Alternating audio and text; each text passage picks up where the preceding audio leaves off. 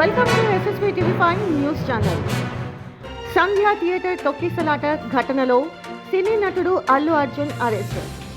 Pushpa 2 movie release సందర్భంగా జరిగిన తొక్కిసలాటలో సినీ నటుడు అల్లు అర్జున్ను చిక్కడపల్లి పోలీసులు అరెస్ట్ చేశారు.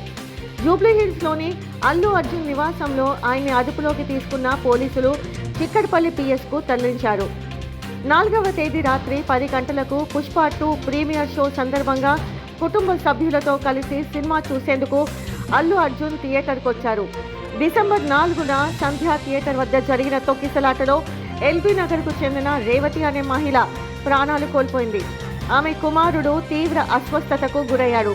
పోలీసులు సిపిఆర్ చేసి బాలుడిని కాపాడారు.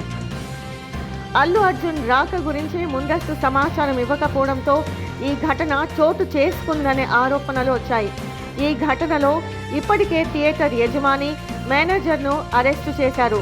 తాజాగా అల్లు అర్జున్ను పోలీసులు అరెస్టు చేశారు. ఈ కేసులో ఇప్పటికే 4 అరెస్టు చేశారు.